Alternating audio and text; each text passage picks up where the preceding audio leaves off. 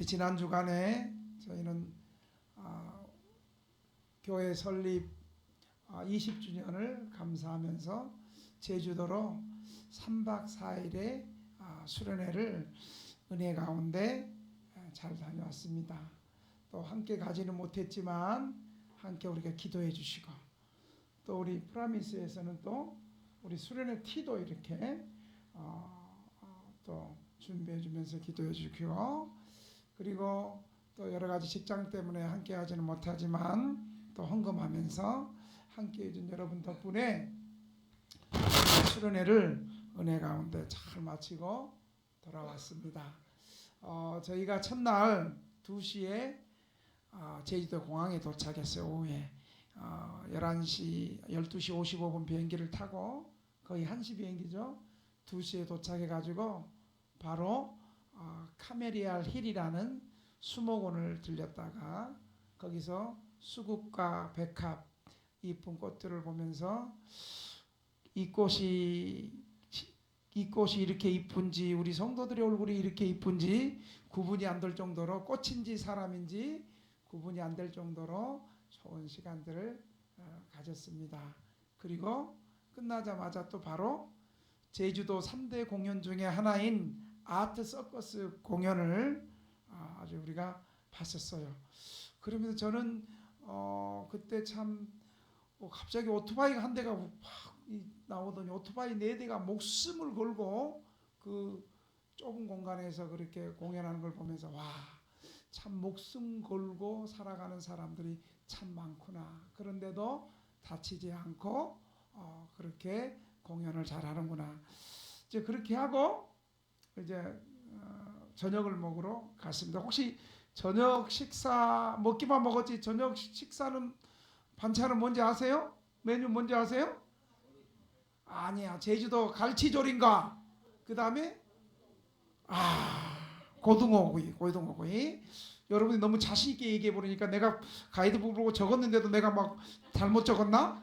그럴 정도로 거짓말도 담대하게 하면 이렇게 뭐 진짜가 쪼리는 거야. 그러니까 뭐든지 담대하게 얘기해야 돼요. 제주 갈치조림과 고등어구이를 우리가 먹었습니다. 옥돔은 그 다음 날에 와요. 그런데 놀라운 사실은 우리 가이드가 우리는 잘 먹고 잘 먹는 교회라고 내가 얘기를 했기 때문에 이미 그곳에서 저녁 식사를 할 때 여유 있게 솥밥을 했어요. 여유 있게 솥밥을. 그런데 그날 손들으라고 얘기하지 않을까, 3그릇씩 먹은 사람이 너무 많아. 3그릇씩 먹은 사람이 많아가지고 그리고 또 반찬이 부르잖아. 갈치조림. 저도 그 거제도에서도 그 갈치조림을 먹어봤지만 저기 침 흘리려 그래. 지금 여기 프렌즈 교회는 벌써 침 흘리려 그래. 그 거제도에서도 갈치조림 먹어봤지만 이 제주도 갈치조림이 훨씬 맛있는 것 같아. 그래가지고 갈치조림이 밥을 또 얼마나 불러요. 그래서 막 2공기까지는 또 이해가 되는데 막 3공기, 혹시 4공기 먹은 사람, 하여간 3공기를 먹어가지고 그 식당에 여유 있게 밥을 했는데 밥이 부족한 거야. 그래가지고 가이드가 얼른 또 옆에 식당 가가지고 우리 밥 떨어졌다고 밥 좀 빌려달라고. 그렇게 해서 우리가 첫날부터 밥으로 승부를 걸어버렸습니다. 그리고 이제 숙소에 도착해서 또 저녁 예배를 1시간 잘 드리고, 또 거기 또 찜질방이 있어가지고 찜질방에서 찜질을 하고, 둘째 날도 그렇게 계속 일정이 시작되고 맛있게 식사하고, 또 저녁에는 또 하나님께 감사 예배 드리고, 그렇게 3박 4일 동안 가는데 참 기도가 중요해요. 우리가 수련회 가기 전에 뭐라고 기도했냐면, 주님, 우리 3박 4일에 동안 또 35명이 가는데 그 중에는 한 10명 좀 안 되는 분이 80, 90 고령인데 다치거나 탈나거나 잊어먹거나 넘어지지 않도록 도와주시옵소서. 그런데 가이드가 놀라는 거예요.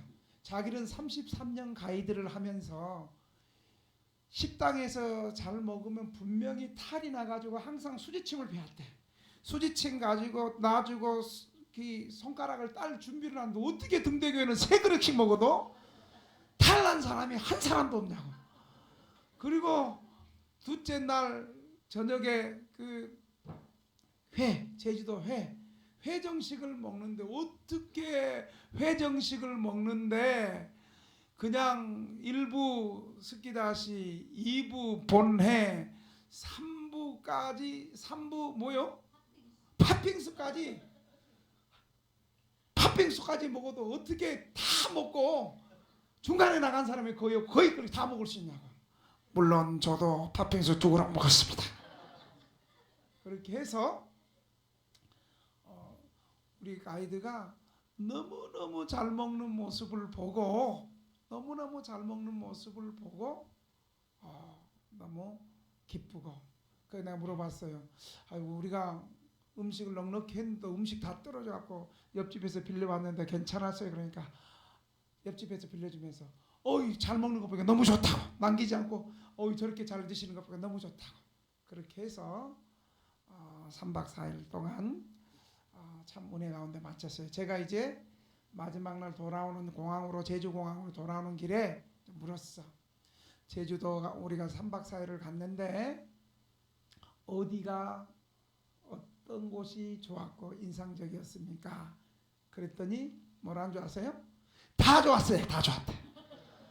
알고 봤더니 대부분 제주도 처음 가는 분이 계셨고, 또 비행기 처음 타는 분도 계셨고, 그래서 우리가 참 제주도 가기를 참 잘했구나.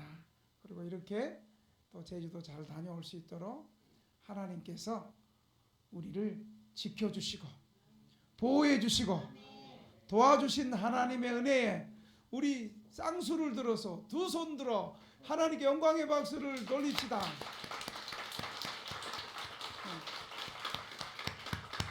다시 한번 하나님 감사합니다. 한 번 더 하나님 감사합니다. 우리 삼위일체니까 한 번 더 하나님 감사합니다. 할렐루야. 오늘 본문은 젊은 부자 청년이 예수님 앞에 나와서 선생님, 내가 무슨 선한 일을 행해야지 영생을 얻을 수 있겠습니까? 잘 들어보세요. 내가 무슨 선한 일을 행해야지 영생을 얻을 수 있겠습니까? 그렇게 물었어요. 그랬더니 예수님께서 그 부자 청년이 묻는 대로, 그래? 그럼 계명을 지키라. 그랬더니 이 친구가 계명을 두 돌판에 있는 사람과 사람 사이에 있는 계명을 다 읊으면서 계명을 다 지켰대. 여러분, 그 계명 지키기 어렵잖아요. 근데 이 계명을 자랑스럽게 다 지키고, 나 이렇게 다 지켰는데 혹시 부족한 것이 또 있습니까? 대부분은 도둑질하지 말라 계명 지켰으면 또 살인하지 말라에 걸리고, 살인하지 말라에 지켰으면 간음하지 말라에 걸리고, 또 내 부모 공경하지 못해, 이게 다 걸리는데 이 젊은 부자 청년은 다 지켰다는 거예요. 그러면서 자, 이 정도 지켰으니 내 부족한 것이 또 없어요? 또 예수님에게 또 묻는 거예요. 그랬더니 예수님께서 네가 참 잘 지켰는데 한 가지 부족한 것이 있다. 한 가지 부족한 것은 내 소유를, 네가 부자니까 내 소유를 다 팔아서 가난한 사람들에게 다 나눠주고 나를 따르라. 그렇게 예수님 말씀했어요. 그러자 이 청년은, 오늘 성경에 보니까 이 청년은 재물이 많음으로 심히 근심하며 예수님을 떠나가더라. 이 청년은 재물이 많음으로 심히 고민하며 주님을 떠나가더라. 여러분, 이 구절은 신약 성경 가운데 제가 볼 때는 가장 불행스러운 성경 구절 가운데 하나라고 저는 믿습니다. 이 모습을 보고 있던 제자들이, 예수님께서 이제 제자들에게 부자 청년이 예수님을 떠나가던 그 모습을 보고, 예수님이 그동안 제자들은 모든 것 다 버리고 바치고 예수님을 따라온 제자들에게 예수님께서 그 모습을 보면서 이렇게 말하는 거예요. 부자가 천국에 들어가기가 저렇게 어렵다. 그 소리를 듣고 제자들이 몹시 놀라면서 우리는 모든 것을 다 버리고 주님을 쫓았는데 우리가 얻을 수 있는 것은 무엇입니까? 그랬더니 예수님께서 주님의 재림 때에 나와 함께 보좌에 앉아서 이스라엘의 12지파를 심판하고 영생을 상속받게 된다고 말씀하십니다. 오늘 이 본문을 통해서 이 부자 청년과 가난한 제자들에 대해서 말씀을 전하려고 합니다. 첫째, 이 부자 청년은 잘 들으세요. 자신의 선행으로 천국에 들어가서 영생을 할 수 있다고 믿었습니다. 오늘 이 부자 청년의 얘기는 이 마태복음에만 나오는 게 아니라 요한복음을 제외한 세 복음서, 마가복음, 누가복음, 이 세 복음서를 한번 따라합시다. 공감복음,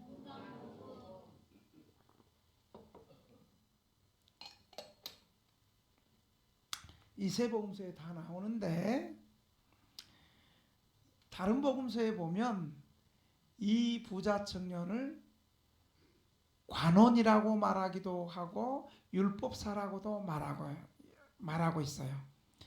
종합하면 이 오늘 예수님께 나와서 영생을 물어봤던 이 부자 청년은 젊은 부자인 율법사를 말하고 있는 거예요. 그러니까 그의 질문이 내가 무슨 선한 일을 하여야 영생을 얻으리까?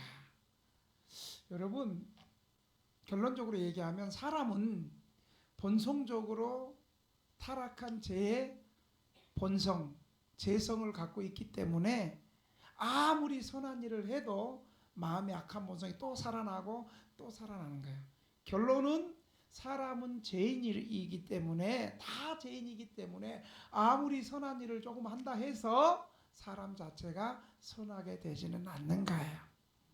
이 청년은 영생을 뭘 잘 지키면, 어떤 행위를 잘 하면 그런 행위의 문제로 생각하고 있었습니다. 그는 바리새인이었기 때문에, 바리새인 중에서도 율법을 잘 지키는 율법사였기 때문에 그는 바리새인들처럼 종교를 어떤 규칙과 율법과 규례를 잘 지키면 영생한다고 믿었습니다.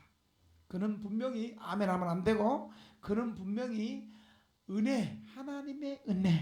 하나님의 은혜의 종교에 대해서는 아무것도 모르고 있었고, 종교란 율법을 지키고 하나님 앞에 선행을 쌓는 것으로 생각하고 있었습니다. 여러분, 사람은요, 율법을 지켜도 죄인으로 남는 것입니다. 우리의 마음에 있는 본성 자체가 악하고 패역하고 부패하기 때문이에요. 그러니까 아멘도 안 하잖아. 그리고 또 맨 앞에서 졸고 있잖아. 그래서 사실은 율법을 진실하게 잘 지킨 사람은, 고백은요, 율법은 지키면 지킬수록 나는 참 죄인이구나, 나는 참 구원받기에 참 거리가 멀구나. 자기가 율법을 지키면 지킬수록 자기가 죄인됨을 더 명백하게 깨닫게 되고, 그래서 내가 예수 그리스도를 믿어야 되는구나. 이게 율법을 진실하게 지킨 사람들의 고백이거든요. 이 청년은 10계명 두 번째 돌판, 첫 번째 돌판은 1계명에서 4계명은 하나님과의 나와의 관계고, 두 번째 돌판은 5번째부터 6번째는 바로 사랑과의 관계인데, 이 두 번째 있는 돌판의 계명을 자기는 내 부모를 공경하라부터 시작해서 다 지켰다고 했습니다. 예수님은 그거 지켜서 구원 못 받는 것을 알기 때문에, 그래 네가 한번 뭘 지켜봤느냐 그렇게 물어봤던 거예요. 그러나 사실상 이 청년은 10번째 계명은 탐심, 내 이웃의 아내나 내 이웃의 모든 것들을 탐내지 말라. 이 탐심은 여전히 지키지 못하고 있었던 것입니다. 그래서 율법의 본래 목적이 죄악을 깨닫게 하고 율법을 지킴으로 아하 나는 이렇게 율법을 지킬 수 없는 죄인이구나. 율법을 지킴으로 구원받을 길이 없구나. 그래서 우리에게 예수 그리스도의 새로운 의, 모든 율법과 선지자의 의인 예수 그리스도가 필요하구나. 이것을 율법을 지킬수록 깨닫게 되는 거예요. 그러므로 예수님은 율법을 다 지켰다고 자부하는 이 청년에게 먼저 율법을 주의하게 하고 그 자신이 죄인임을 깨닫게 하고 그 다음에 예수님을 따르도록 말씀하신 거예요. 두 번째로 이 부자 청년에게는 이 많은 재물이 천국 가는 길을 막고 있음을 몰랐습니다. 예수님께서 21절에 내가 온전하고자 할진대 가서 내 소유를 팔아 가난한 자들에게 주라. 그리하면 하늘에서 보화가 내게 있으리라. 그리고 와서 나를 따르라 하시니 그 청년이 재물이 많음으로 이 말씀을 듣고 근심하며 가니라. 예수께서 제자들에게 이르시되 내가 진실로 너희에게 이르노니 부자는 천국에 들어가기가 어려우니라. 부자 청년은 율법을 다 지켰다고 스스로 자부하고 있었지만 실상은 율법을 다 지키지 못했습니다. 왜냐하면 마지막 10번째 탐심에 대한 계명을 완전히 지키지 못했습니다. 물론 그가 부자가 된 것은 속여서 재물을 모으지는 않았겠지만 물질에 대한 탐심이 있어서 가난한 사람들을 돕지 못하고 있었습니다. 이 가난한 사람들을 돕는 것은 십계명의 근본적인 정신인 이웃사랑인 거예요. 이웃사랑을 실천하지 못했어요. 19절에 보면 내 부모를 공경하라, 내 이웃을 내 자신과 같이 사랑하라 하신 것이라 이렇게 말하고 있는 것이에요.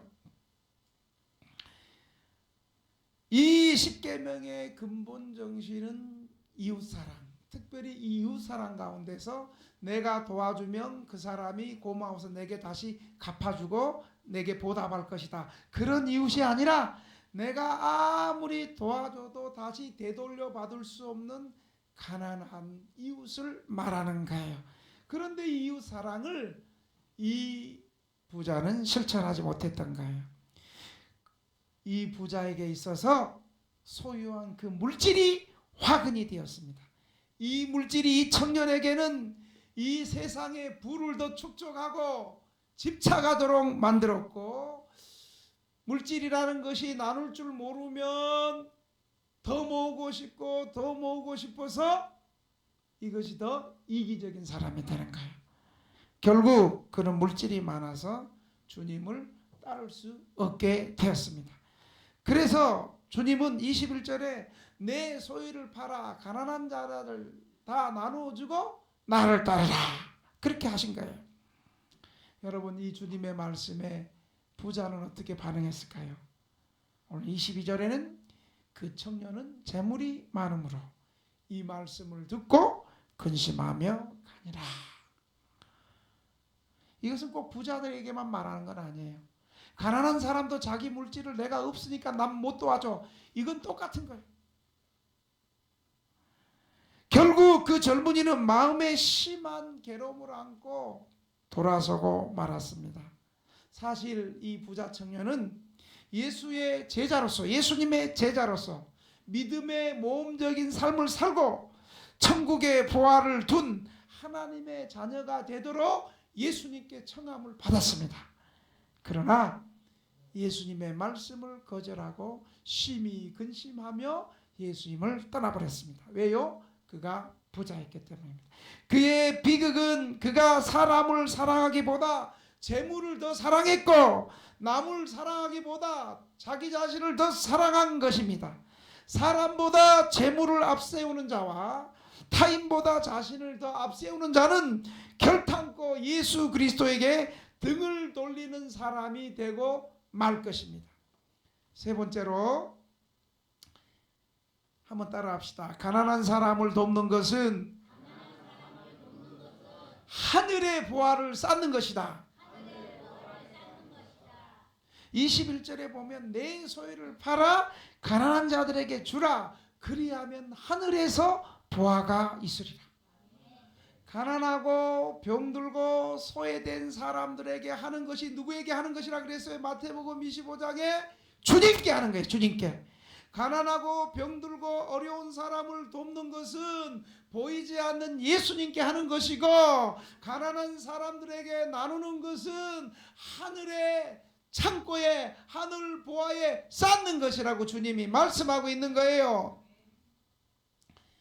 우리가 이 세상을 살면서 정말 이 세상과 저 천국 중에 어느 세상에 자신의 삶을 투자하고 있는지 알려면 그가 가진 재물을 다 팔아버리라는 이 말씀에 어떻게 순종하는 것을 보면 알 수 있는 거예요.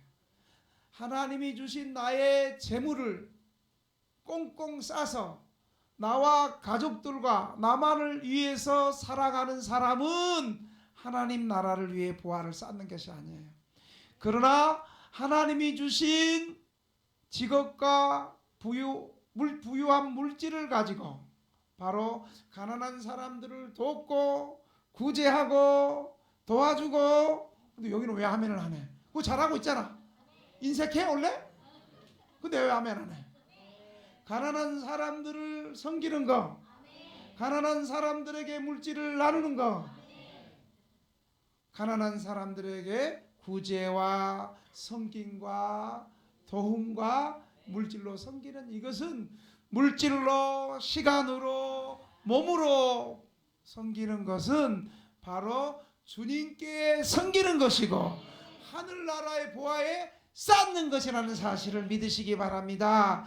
잠언 19장 17절은 가난한 자를 불쌍히 여기는 것은 여호와께 구워드리는 것이니 그의 선행을 그에게 갚아주리라. 그러니까 여러분, 가난한 사람들 무시하면 안 돼. 가난한 사람들을 불쌍히 여기고 잘 돕는 게 누구한테 한 거라고요? 여호와께. 방금 얘기했잖아. 하나님이 여호와께 뭐라고? 하나님께 구워주는 거예요. 할렐루야. 하나님께서 그거 보시고 갚아주신다니까요. 아멘. 잠언 14장 31절에 보면 가난한 자를 학대하는 자는 그를 지으신 이는 멸시하는 자고.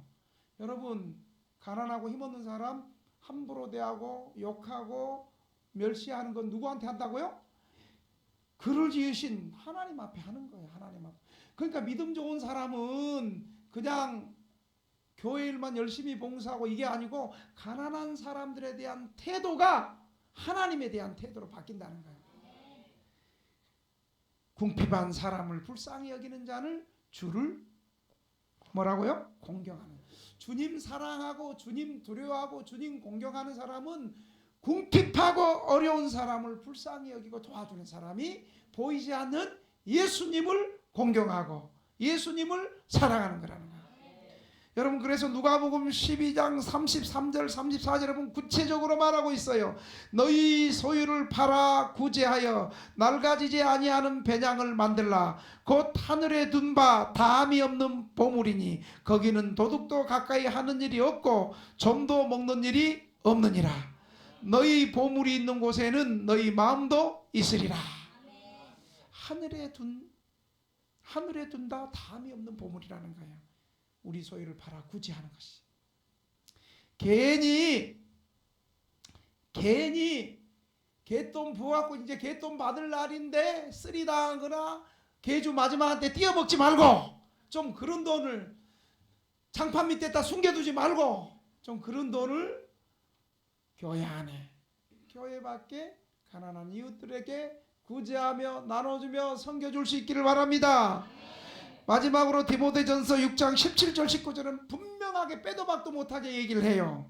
내가 이 세대에서 부한 자들을 명하여 마음을 높이지 말고 정함이 없는 재물에 소망을 두지 말고 오직 우리에게 모든 것을 후히 주사 누리게 하시는 하나님께 두며 선을 행하고 선한 사업을 많이 하고 나눠주기를 좋아하며 너그러운 자가 되게 하라. 이것이 장래에 자기를 위하여 좋은 터를 쌓아 참된 생명을 취하는 것이니라.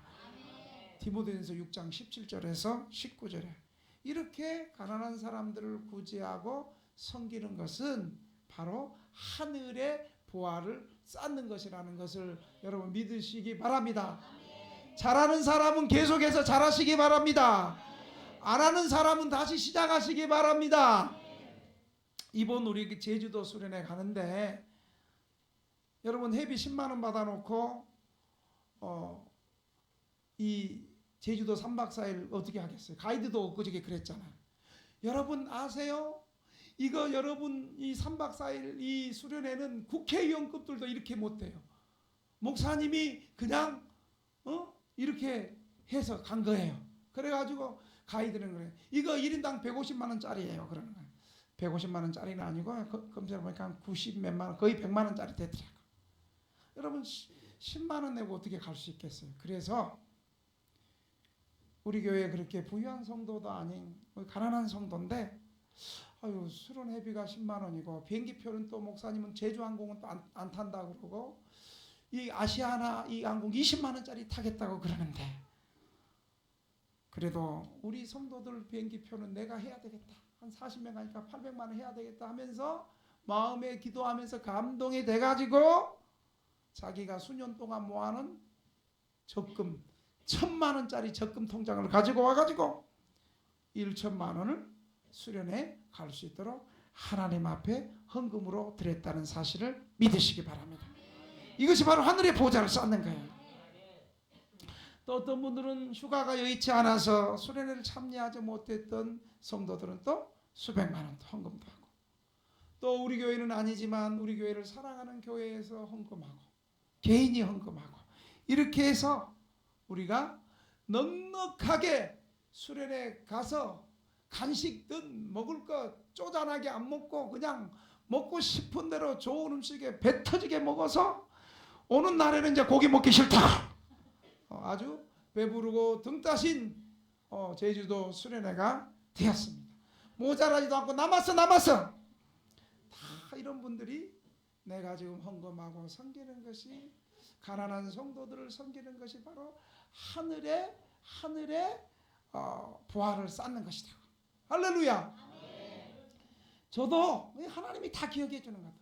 저도 부흥회를 가면 부흥회 할 수 없는 교회, 참 부흥회 인원도 없고 강사 목사님 모시기도 어렵고 이런 데 가서 1년에 뭐 많이 할 때는 3번 그냥 오히려 헌금해 주고 사례비 안 받고 뭐 적으면 2번 1년에 3번 그렇게 수련 그 부흥회를 그렇게 섬기니까 하나님께서 그렇게 어려운 교회 부흥회 갔다 오면 그냥 하나님께서도 큰 교회 또 부흥회 하게 하시고 계속 부흥회 할 수 있도록 그렇게 길을 열어주시고 하나님이 다 이거 하늘의 보화를 쌓는 거 하나님 너무너무 기뻐하시고 좋아하신다는 거예요. 그러니까 지금까지 잘하고 있는 사람은 더 잘하고 나는 가난해서 돈이 없어서 못해요 하는 사람은 계속 가난해져. 따라합시다. 없을수록 더 물질을 신고 더 남 돕고 11조 잘하고 네 이렇게 목소리가 적어질 줄 알았어.